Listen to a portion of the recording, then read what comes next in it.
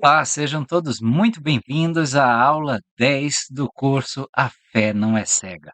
Você é meu convidado para que nós possamos, nestes momentos, discutir um pouco mais sobre as complexidades e as simplicidades, além das complexidades, de nossa fé. Nós hoje estudaremos o tema Escolher Acreditar. O elder Bruce C. Hafen, ele começa contando uma história onde eles, numa tarde de verão, estavam em família, visitando alguns parentes em uma cidade distante. E eles estavam passeando no parque quando de repente perceberam que Tom, o filho de 4 anos de idade deles, não estava mais com eles. Procuraram em todos os cantos, terminaram chamando a polícia, avisando aos vizinhos. O dia estava escurecendo e eles começaram a ficar bem preocupados e desesperados. Reuniram então a família e se ajoelharam em oração. Eles oraram para que Tom pudesse encontrar alguém de confiança que estaria com ele e entraria em contato com a polícia para que pudessem ser avisados do paradeiro da criança. Pouco tempo depois, a polícia ligou para informar que o haviam encontrado. E minutos depois, com as luzes vermelhas girando e azuis, aquele giroflex ligado, o carro da polícia aparece trazendo o menino Tom, com os olhos arregalados, um pouco abalado, mas estava intacto. E eles deram um distintivo bem grande de papel que colaram na camisa do Tom que dizia amigão do departamento de polícia de San Diego. Momentos mais tarde, naquela mesma noite, o irmão mais velho de Tom, ele comentou, pai, isso foi muita sorte, não foi? E aí, aproveitaram o momento para ensinar que não havia sido sorte, mas que o Senhor respondera a oração. Será que de algum outro jeito Tom iria aparecer? Não dá para ter certeza, mas a família decidiu acreditar que a oração havia feito a diferença, tá? Ele relata também uma outra experiência. Quando ele estava dando aula na universidade, um dos seus alunos disse que no seu quórum de elders, quando ele foi ordenado, né, diácono, tá? Ele contou que morava numa fazenda e os pais haviam prometido que ele ia criar um bezerrinho que estava prestes a nascer. Era o primeiro bezerrinho que iam dar para ele cuidar. Certa manhã, então, os pais desse menino haviam saído e ele estava trabalhando no celeiro, quando a vaca decidiu ter esse bezerro prematuramente. Maravilhado, ele assistiu ao nascimento do bezerrinho. Então, de repente, do nada, a vaca começou a querer rolar sobre o bezerro e ele percebeu que ela estava tentando matar o bezerrinho. Ele clamou ao Senhor pedindo ajuda. Sem fazer ideia de quanto a vaca pesava em comparação ao peso dele, né? Ele empurrou com toda a sua força, conseguindo afastar a vaca. Pegou o bezerrinho, aparentemente sem vida em seus braços, e olhou para ele, com lágrimas correndo pelo rostinho. Então se lembrou de que tinha todo o direito de pedir a ajuda do Senhor.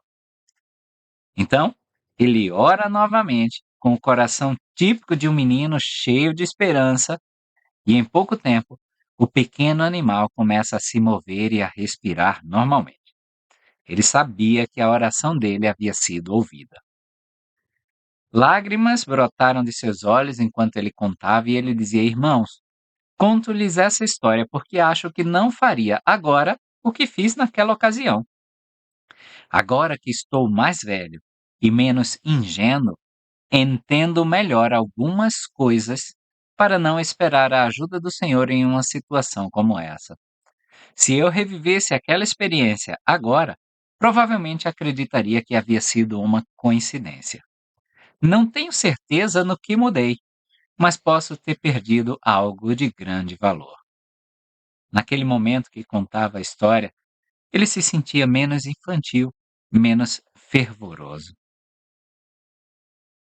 O que significa, então, a expressão sede crentes. E por que o Senhor espera isso de nós? Vamos analisar um pouquinho Mórmon, capítulo 9, versículos 18, 19 e 27. E quem dirá que Jesus Cristo não fez muitos milagres extraordinários? E muitos milagres extraordinários foram feitos pelas mãos dos apóstolos. E se foram feitos naquele tempo, por que Deus deixou de ser um Deus de milagres, sendo contudo um ser imutável? E eis que eu vos digo que ele não muda, e se mudasse, deixaria de ser Deus. E não deixa de ser Deus e é um Deus de milagres. Ó, não desprezeis, pois, e não vos assombreis, mas dai ouvidos às palavras do Senhor, e pedi ao Pai, em nome de Jesus, tudo aquilo de que necessitardes. Não duvideis, mas acreditai. E começai como antigamente, e vinde ao Senhor com todo o vosso coração, e operai a vossa própria salvação com temor e tremor perante Ele. O Senhor ainda disse na nossa dispensação, em Doutrina e Convênios 90, versículo 24: buscai diligentemente, orai sempre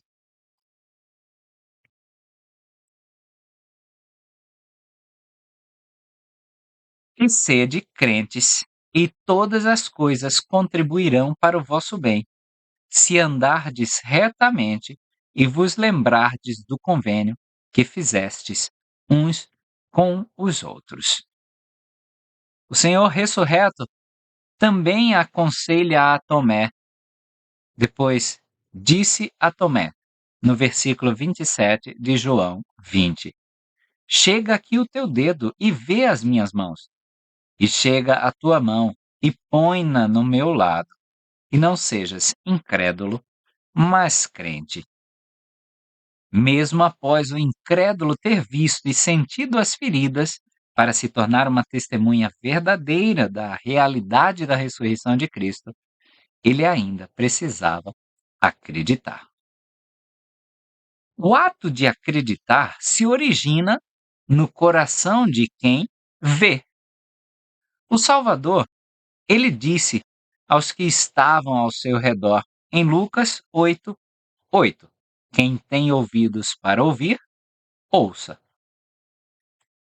Parece, no entanto, que poucos daqueles ouvintes realmente entenderam suas parábolas ou reconheceram seus milagres.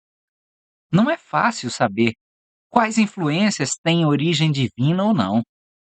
Aqueles que viram Jesus curar os enfermos enfrentaram a mesma pergunta que nós enfrentamos hoje, quando alguém testifica que uma bênção do sacerdócio lhe trouxe a cura. Foi realmente uma cura ou a pessoa teria se recuperado de qualquer maneira, sem nenhuma intervenção divina? E aí Bruce C. Hafen pergunta: o senhor realmente ajudou nossa família a encontrar Tom, o filho que havia se perdido? Ele realmente teria abençoado aquele menininho de 12 anos com uma força maior para empurrar a vaca e ajudar o bezerro a se recuperar? Mesmo a dúvida relativa à existência de Deus às vezes pode parecer uma conversa encerrada. Com as indescritíveis tragédias e a miséria que a gente vê ao longo da história, e agora mesmo a gente pode observar no noticiário tudo isso que está acontecendo ao nosso redor.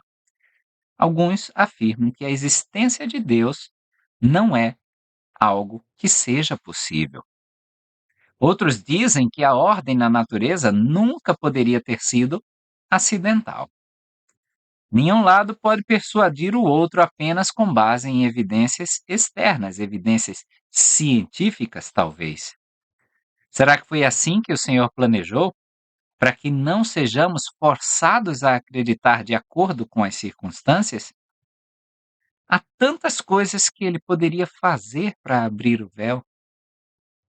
Porém, como diz em 2 Coríntios, capítulo 5, versículo 7, andamos por fé e não por vista. Vamos pegar, por exemplo, os 4 filhos que Leí teve. Todos os 4 tiveram os mesmos bons pais que Nefe relata no seu primeiro versículo do seu primeiro livro. A diferença entre os que acreditaram e os que não acreditaram não foi tanto no que se passou com eles, mas em sua atitude com o que aconteceu. Essa atitude se originou em seu próprio coração, cada um fazendo a sua própria escolha de acreditar ou não. Quando Nefe então desejou ver o sonho de seu pai, o espírito responde a ele, tá?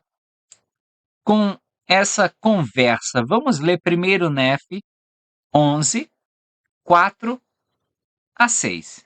Primeiro Nefe 11, 4 a 6. E o espírito disse-me: acreditas que teu pai tenha visto a árvore da qual falou? E respondi: sim. Tu sabes que acredito em todas as palavras de meu pai. E quando eu disse essas palavras, o Espírito bradou em alta voz, dizendo: Hosana ao Senhor, o Deus Altíssimo, pois Ele é Deus sobre toda a terra. Sim, sobre todas as coisas. E bendito és tu, Nefe, porque acreditas no Filho do Deus Altíssimo. Verás, portanto, as coisas que tens desejado.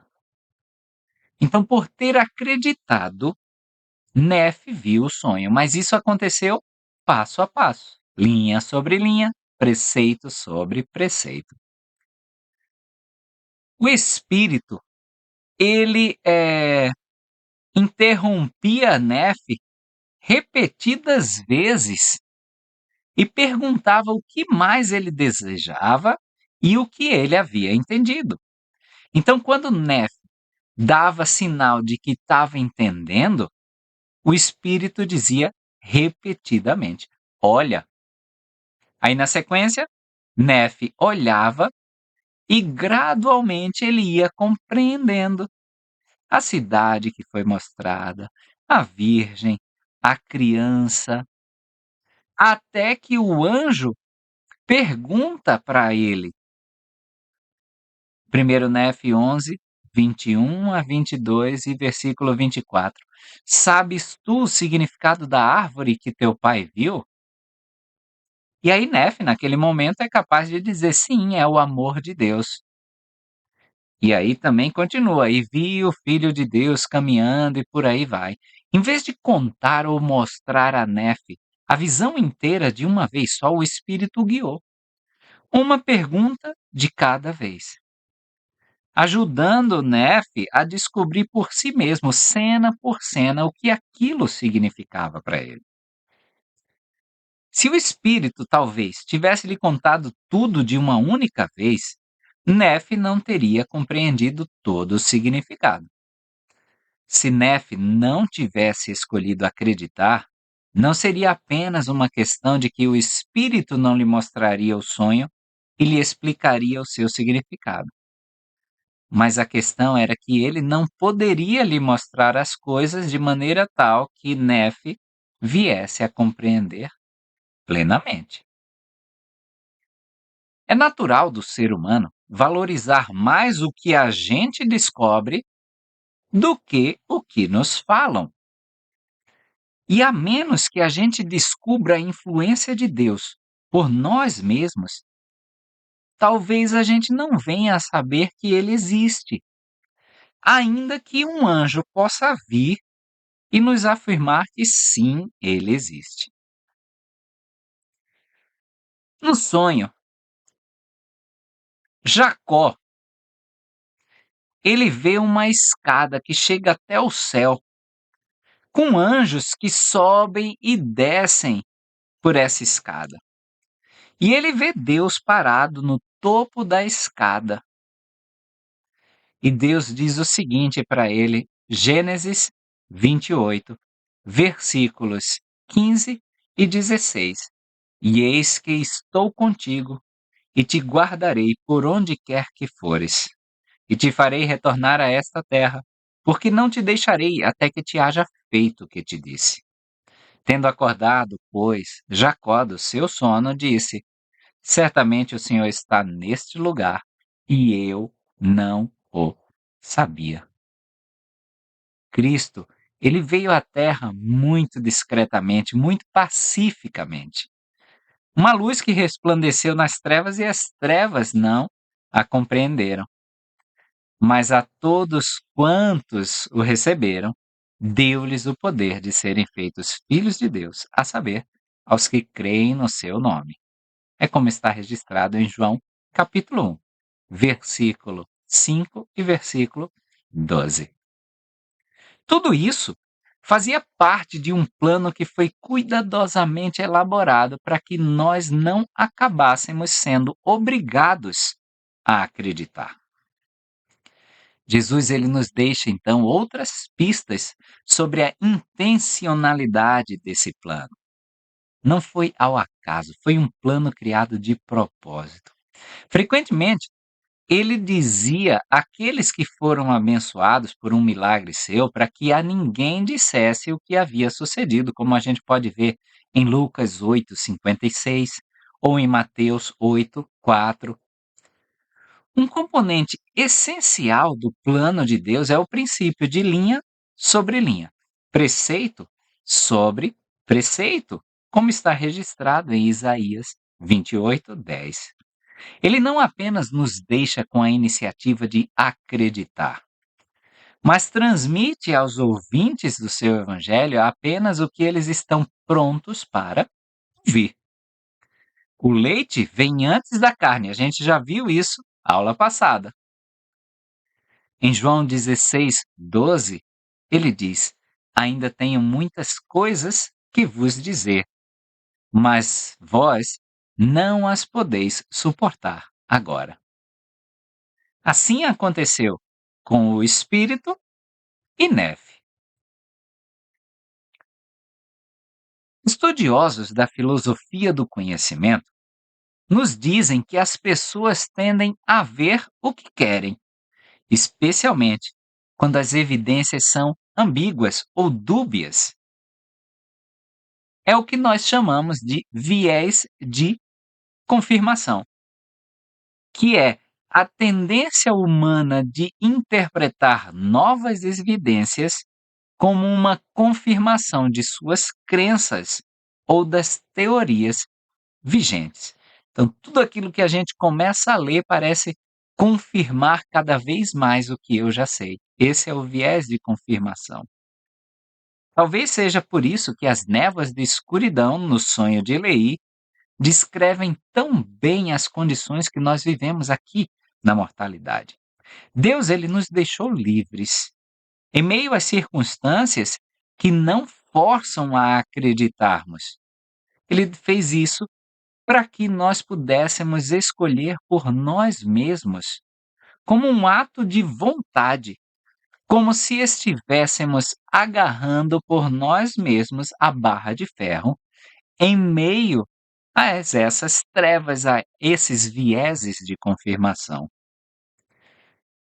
O significado dessa vontade de acreditar se aplica aí a todo conhecimento e experiência humana, não apenas a experiência religiosa.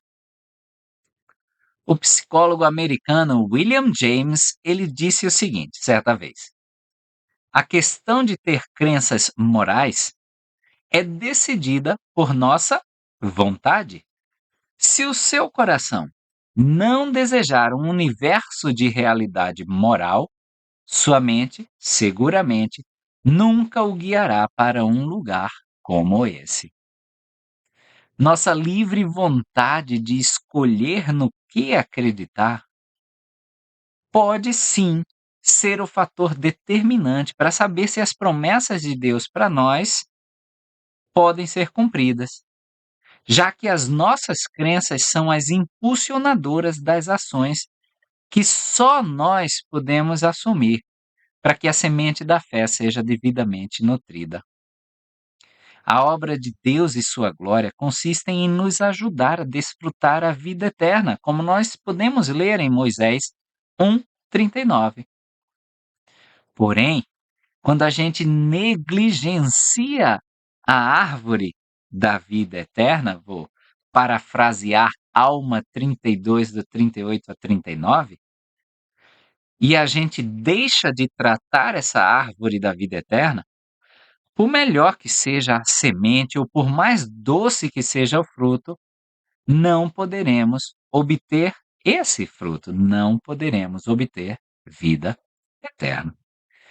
Se negarmos a nós mesmos essa bênção, não apenas vamos prejudicar as nossas próprias possibilidades, mas também vamos estar frustrando os desejos de Deus em nos abençoar.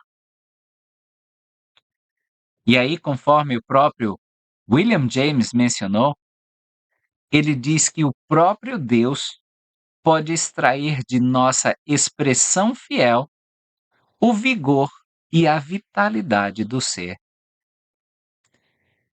Continuando ainda com James, ele afirmou também que a atitude agnóstica, ou seja, o adiamento sobre essas questões relacionadas à fé, até que a gente tenha evidência disso, na prática, se torna impossível. Olha o que ele falou. Crença e dúvida são atitudes vivas e que demandam empenho de nossa parte. Se duvido que você seja digno de minha confiança, manterei você desinformado, como se você não a merecesse. Se eu duvidar da necessidade de um seguro para minha casa, deixo-a sem seguro, crendo não haver necessidade. Em tais ocasiões, a falta de ação conta como ação, e quando não for a favor, será definitivamente contra. Em situações assim, a neutralidade é impossível de ser alcançada. O que William James quer dizer é que muitas vezes, ao não tomarmos ação nenhuma, nós já estamos tomando a ação. Tá? Como nesse caso da casa sem seguro. Se eu não faço um seguro, eu já tomei a ação de que não vou fazer esse seguro porque eu não acredito no seguro, não acredito na proteção da casa. Então eu já tomei uma ação contra isso. Visto que nossas atitudes e escolhas têm tanto peso nos resultados de nossa experiência de vida, William James acreditava que vale a pena viver. Por quê? Porque fazer valer a pena viver depende justamente dos que vivem, daqueles que estão vivendo. Isso acontece porque o otimismo e o pessimismo são definições do mundo.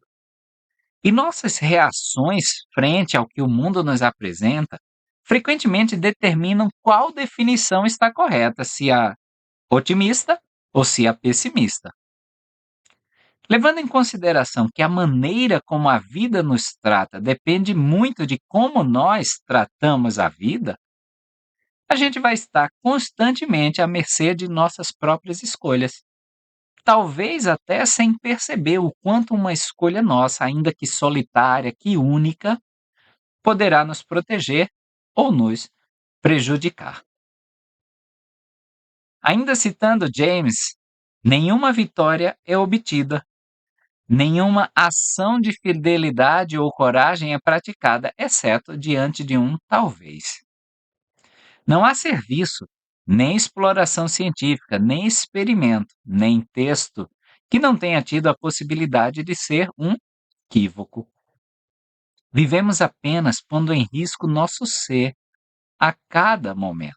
Em muitas instâncias, a nossa fé, diante de um resultado improvável, é a única coisa que fará do resultado uma realidade. Eu achei muito interessante esse finalzinho da citação. Em muitas ocasiões, a nossa fé, diante de um resultado totalmente desfavorável para nós, é a única coisa que vai fazer com que o resultado seja uma realidade, ou seja, vai ser favorável para nós. Ainda James, ele dá um exemplo, ele diz: vamos supor que estejamos escalando uma montanha. E num determinado ponto da escalada dessa montanha, a única saída é saltar sobre um abismo profundo. E aí ele vai dizer: acredite que você conseguirá dar esse terrível salto, tá? E seus pés tremerão diante do desafio. Ao desconfiar de si mesmo, você hesitará até tudo balançar e tremer, e você passará a rolar abismo abaixo. Recuse-se a confiar, e você estará com a razão, porque aí você vai morrer.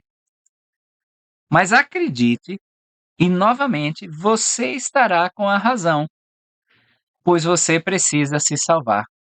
Você faz com que tanto um como o outro desses dois universos se tornem possíveis a partir de sua confiança ou de sua desconfiança, que antes de sua escolha não passava de um talvez. Talvez seja o que a ciência representa aí como o gato de Schrödinger. Ele está vivo ou morto lá dentro. É sucesso ou fracasso nessa situação, tá? Então, só o fato de você acreditar que vai conseguir já vai fazer você ficar nervoso. E talvez, tá, vai ser a causa do insucesso do teu salto nessa montanha. Mas essa mesma crença que pode ser o motivo do insucesso desse salto, tá, pode ser com que ela seja o sucesso desse salto. Então, os dois universos passam a coexistir naquela mesma sentença, naquela mesma decisão a ser tomada. Então, a nossa fé no mundo invisível nos fortalece para fazer aquilo que apenas nós conseguimos fazer, viabilizando assim as promessas de Deus, que elas criem raízes, que elas germinem, que elas brotem, que elas deem frutos, que elas floresçam em nossa vida. A menos que a gente confie nele, em Deus, o suficiente para agir, as promessas de Deus vão permanecer aí inócuas, vão permanecer dormentes, como se elas não existissem. Exemplo: a menos que a gente escolha exercer fé e arrepender de nossos erros, nós estaremos tão perdidos como quanto se Cristo não tivesse feito a sua expiação.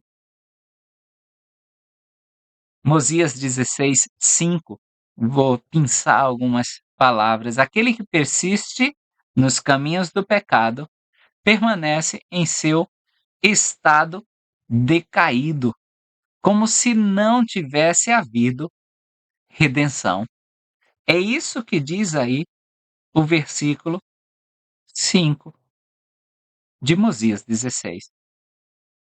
Por outro lado, o simples fato de nossa disposição de escolher a fé e a confiança vai permitir que Deus influencie a nossa vida, resultando, tá, nos resultados que são desejados.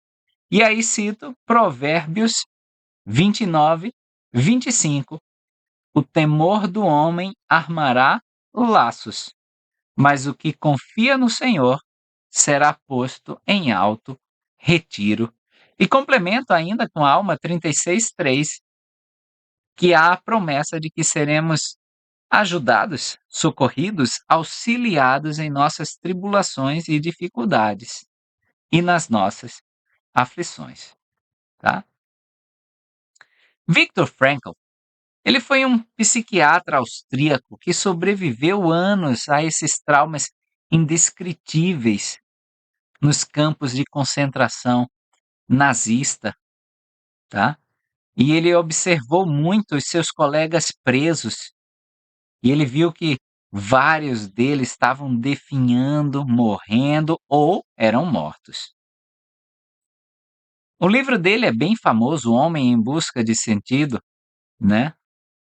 Relata como a brutalidade absoluta de sua experiência o ajudou a descobrir maneiras de encontrar sentido nas circunstâncias trágicas da vida.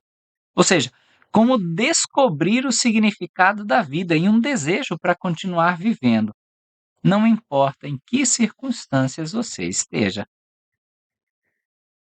Olha que maravilha que Frankl escreveu.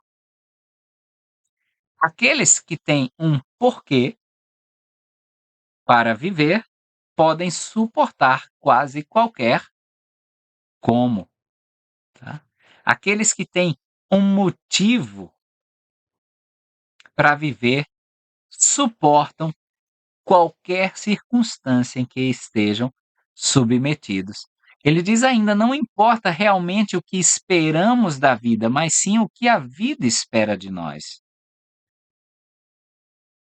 Ele dizia também que a última das liberdades humanas é escolher a própria atitude em qualquer conjunto de circunstâncias.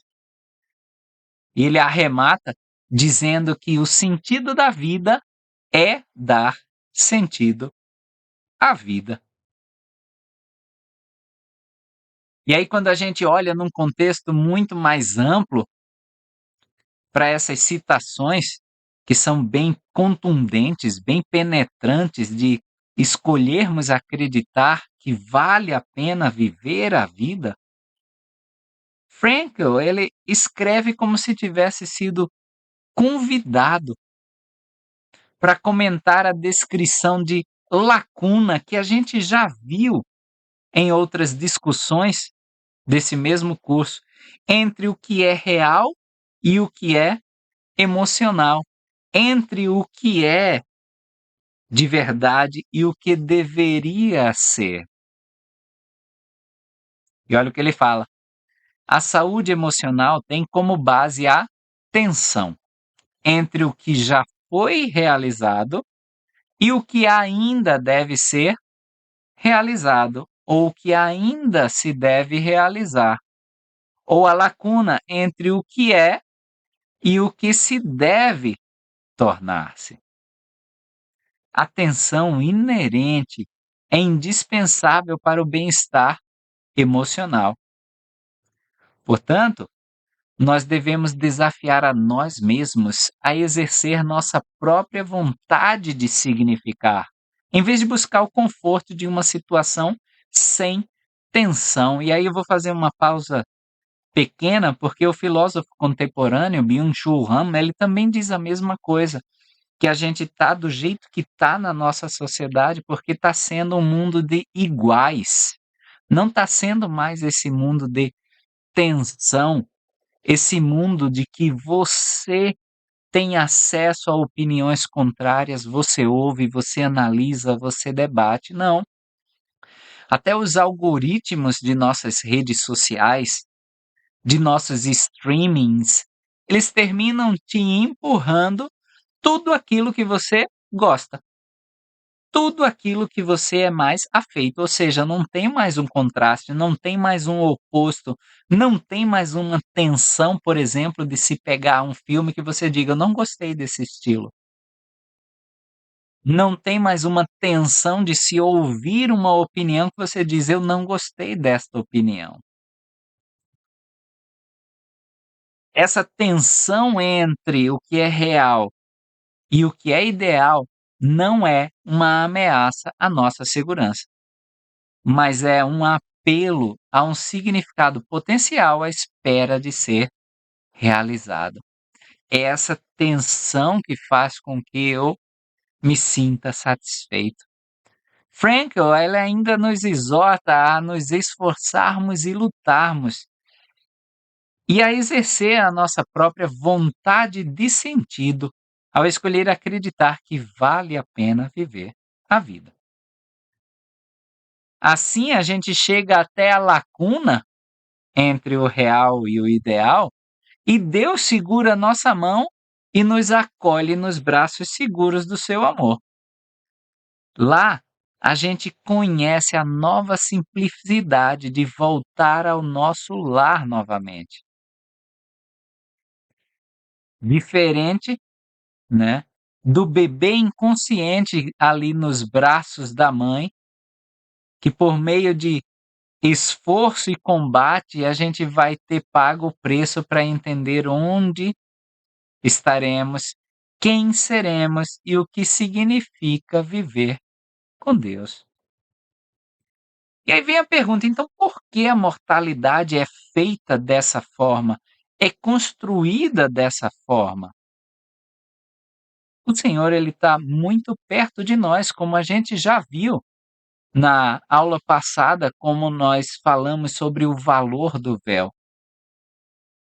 A gente citou até Doutrina e Convênios 38:7, quando ele diz: "Meus olhos estão sobre vós, estou no meio de vós, e não me podeis ver". Mas, no entanto, ele se abstém deliberadamente de interferir em nosso arbítrio e em nossa iniciativa. E aí ele repete, repete e repete para a gente, como a gente lê em Romanos 8:28, sede crentes, sede fiéis, e todas as coisas contribuirão juntamente para o teu bem. Tem uma diferença gigante entre a pessoa que diz Senhor, Senhor, e a pessoa que faz a vontade do Pai que está nos céus, como ilustrado em Mateus 7:21. Alguma coisa acontece com as pessoas que recebem a Ele, que creem o suficiente para fazer a vontade dele.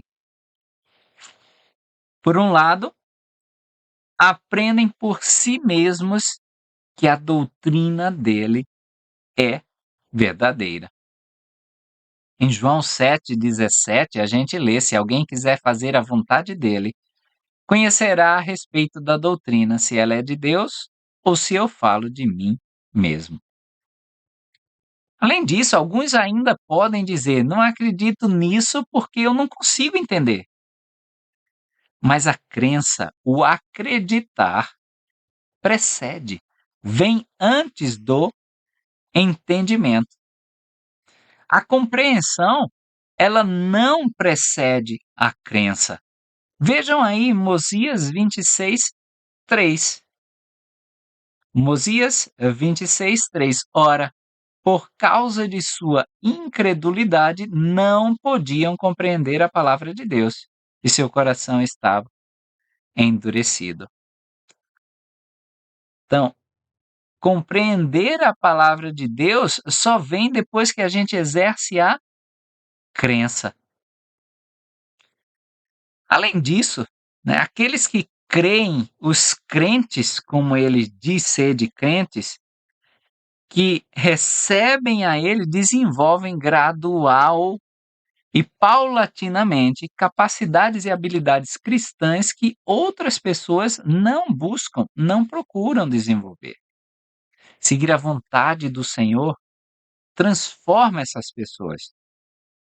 Aqueles que buscam por um sinal, mesmo que encontrem esse sinal, geralmente não vivem essas transformações, porque as mudanças reais no caráter e no espírito dependem de nossa participação ativa e voluntária, não coagida. Então, para se tornar crente, receber o Senhor, seguir ao Senhor, põe em movimento esse processo de uma pessoa se tornar mais semelhante a Ele. O Senhor ele não pode nos salvar se não tiver iniciativa nossa. Se não tiver energia nossa, se não tiver desejo nosso, se não tiver participação nossa. E de livre e espontânea vontade, com todo o nosso coração. A gente pode até trazer um cavalo para perto d'água, mas a gente não consegue obrigar esse cavalo a beber se ele não quiser. A gente pode levar uma criança para um livro, mas a gente não vai conseguir fazer essa criança ler o livro. O Salvador, ele oferece a graça de suas bênçãos de salvação e exaltação somente quando voluntariamente nós participamos de nossa própria libertação, escolhendo acreditar nele e exercendo todas as forças para segui-lo. Essa participação, então, voluntária e ativa é essencial para esse processo de crescimento que vai resultar no desenvolvimento pessoal e espiritual. George Eliot, ele escreveu sobre o famoso fabricante de violinos Antonio Stradivari. E ele diz o seguinte: Deus dá habilidade, porém não sem as mãos dos homens. Ele não poderia fazer os violinos do Antonio Stradivari sem o Antônio. E ele não pode criar um coração crente a menos que eu decida acreditar. Tá? Ainda William James, o psicólogo, ele define isso muito bem quando ele diz o seguinte: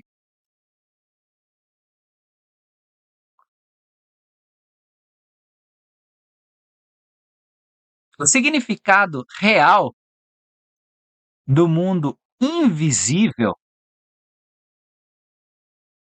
poderá depender da resposta pessoal que dermos ao apelo religioso. Se esta vida não for uma luta real na qual o universo tem um ganho eterno em decorrência do sucesso, ela não valerá mais do que um jogo com peças específicas do qual qualquer pessoa poderá se retirar na hora que quiser. Mas tudo nos indica que há uma luta real, como se houvesse algo realmente turbulento no universo que precisamos ajudar a redimir. Em primeiro lugar, redimindo nosso próprio coração dos ateísmos e dos medos. Tratando-se de um universo um tanto turbulento e um tanto resgatado, nossa natureza deveria se sentir em casa. A dimensão mais profunda em nossa natureza é a região sinistra do coração onde vivemos solitários com nossas vontades e contrariedades, nossas crenças e nossos medos. E às vezes esses nossos medos podem ser realmente incapacitantes. Olha o que é registrado na biografia do luthier Antonio Stradivari, que fazia os violinos. Se minha mão afrouxasse, eu estaria roubando a Deus, já que Deus não pode fazer um violino Stradivari sem o Antônio, tá? Então, se eu não faço de livre e espontânea vontade essa volição livre de entregar meu coração a Ele, Ele não pode tornar um coração de um povo escolhido, um coração de um santo, vamos chamar assim, como Ele definiu o seu povo.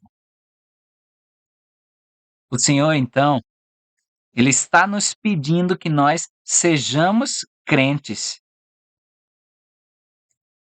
E para a finalidade destinada a encorajar essa nossa participação tão essencial, ele não vai garantir uma crença inegável. Ele não pode exercer controle se nós vamos escolher voluntariamente acreditar ou não, recebê-lo e buscá-lo. Ele vai apenas oferecer a sua mão. Se a gente decidir segurar, daí é que ele pode nos guiar em direção a tudo que a gente necessita exclusivamente para o nosso próprio crescimento. Ele se acha muito próximo, muito disponível para aqueles que têm ouvidos para ouvir e olhos para ver. Ele está muito próximo daqueles cuja fé não é cega.